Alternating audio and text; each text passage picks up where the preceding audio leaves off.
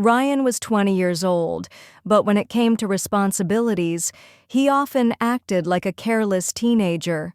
He was in his second year of college, living at home with his strict father, Mr. Harris, who had spent 25 years in the military. In the Harris household, discipline was not just expected, it was a rule of life. Exams had just ended, and Ryan already had a sinking feeling.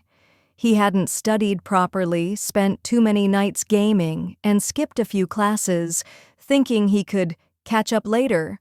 But when the results were released online, reality hit like a punch to the gut. 2 subjects failed, 1 barely passed. Ryan stared at the screen, panic crawling up his spine. If Dad finds out, I'm dead. He quickly closed the laptop, deleted the email notification from the college, and stuffed the printed grade report deep inside his backpack. He decided he would just pretend everything was fine until he figured out how to explain it. For the next few days, he tried to act normal, smiling at the dinner table, laughing at his dad's jokes, and spending most of his time in his room. But the guilt kept gnawing at him, and the fear of being caught made his hands sweat whenever his phone buzzed.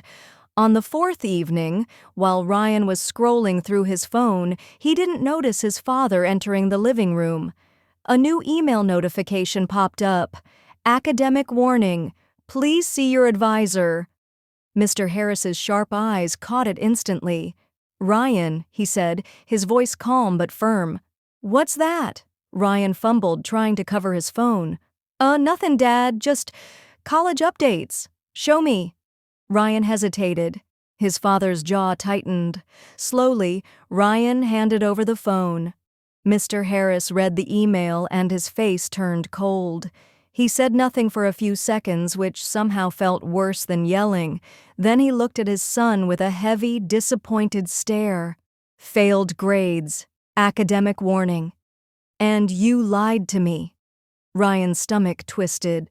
Dad, I was going to tell you, Stop, his father interrupted sharply.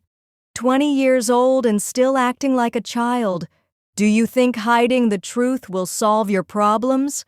Ryan lowered his head, silent. Go to your room, his father said. Now. Ryan sat on the edge of his bed, heart pounding, knowing what was coming. In their house, discipline wasn't just for little kids.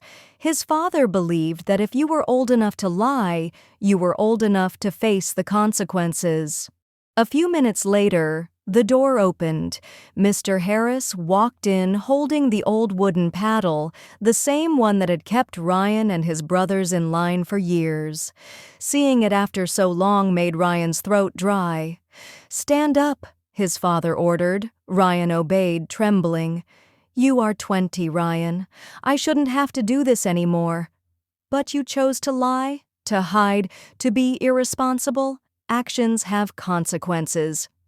Before Ryan could respond, the first smack landed across his backside. The sting exploded through him, making him gasp. Smack! The second swat hit harder. Ryan gritted his teeth, feeling his face burn with shame. Smack! Smack! By the 4th and 5th swat, his legs wobbled and his eyes stung with tears. His father didn't yell or curse. He only delivered firm, controlled swats, letting the silence speak louder than words. After 7 hard swats, Mr. Harris stopped. Sit, he said. Ryan slowly sat on the bed, wincing from the soreness. His father knelt in front of him, looking him in the eyes. Son, I don't enjoy doing this, but I will not tolerate dishonesty. If you had come to me like a man, we could have fixed this together. Lying only makes things worse. Do you understand? Ryan nodded, tears in his eyes. Yes, Dad. I'm sorry. I won't hide things again. Mr. Harris sighed. Good. Now tomorrow, you're calling your advisor, and you're giving me your gaming console until you bring those grades up. Ryan nodded again. His father stood up and left the room, leaving Ryan with a sore backside, a heavy heart, and a deep sense of regret. That night, he sat at his desk, opening his textbooks. For the first time in months, he felt truly focused. His father's words echoed in his head. "If you can't handle the truth, you'll never grow up."